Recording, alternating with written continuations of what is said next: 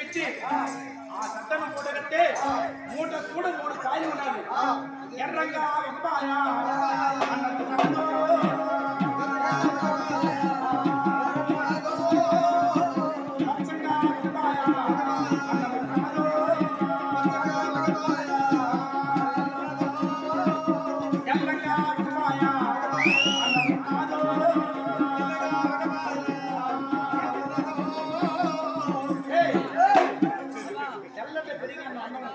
పచ్చంగా ఒక పాయ అన్నమనాది ఎర్రంగా ఒక పాయ అన్నమనాది తెల్లంగా ఒక పాయ అన్నమనాది ఏట్లో ఎవరున్నారా సమాజ పెద్దకి అనక తాను ఆలోచిస్తున్నాడు తెల్లటి పరిగణము ఎర్రంగా పచ్చంగా తెల్లంగా మూట కూడు కాయలు ఉన్నది దీనికి ఏమిరా అర్థం అంటే అర్థం తెచ్చుకున్నాడు అర్థం తెచ్చుకుని ఆ పచ్చగా ఎందుకు అన్నదంటే మరి పోయేది ఎండలో తెచ్చేది ఎండలో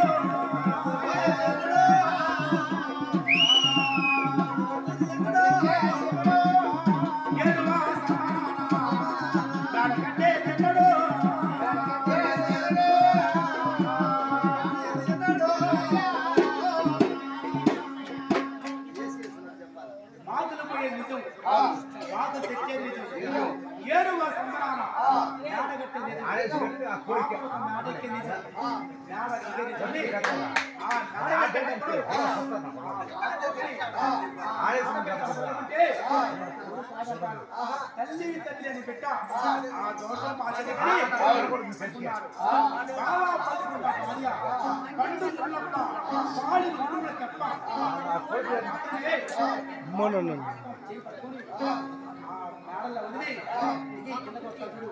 మాకులు కీడు తగిలి రక్తం కక్కి అట్ట చెల్లిపోన పంతమన్నది అనుకున్నాడు ఆ పచ్చటి అన్నమెత్తి మధ్యవనగా చేపలు ఆ చేపలకి వేశాడు ఆ ఎర్రగా అన్న అప్పుడు మన ప్రాంతంలో రచించిన ఎన్ని పిశాచులు ఎన్ని గ్రహాలు పట్టాయో అనుకున్నాడు ఆ ఎర్రగా అన్నం ఏంటంటే ఆనాడు పూర్వాస మహారాజు పెట్టాడు మన యాదవ శాపం అంటే ఉన్నాడు నెల్లూరు పూలలో ఎడగాడ పడి రక్తం అన్నల రక్తం తమ్ముల రక్తం పదా కూర్చుని పైగా పాడున్నాడు మన యాదవులు అక్కడ చెల్లిపోయిన పంటమన్నారు పూర్వాస మహారాజు శాపం యాదవ కళలో అంటే మొత్తాన్ని మొగలు చెల్లిపోయిన శాపం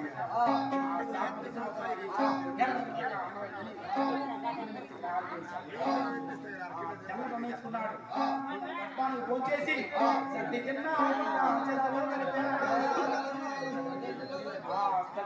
పెట్టి ఆ చెందులో పిండి తలపైన వేసుకున్నాడు తలపైన వేసుకొని ఉన్నా చూడు పోతాడు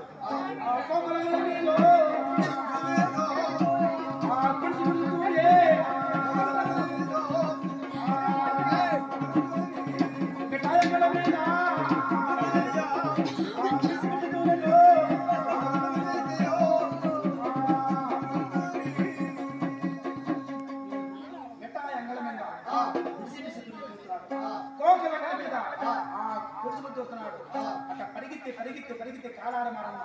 కమ్మ చిన్న నాడి గురాని కాడ అట్లా అస్తని చూసి అర్పించాడు అట్లా నిద్రించేశాడు నిద్ర చేస్తే అట్లా బలబల తెల్లాడింది ఈ కట్టెలా ఉండగా ఆవరణ పుట్టంలో ఎంతగా పెద్దగా 7 ఏళ్ళ వాడు రాఘవరాజు పద్మనాయుడు చెరిమినా 20 నాయుడు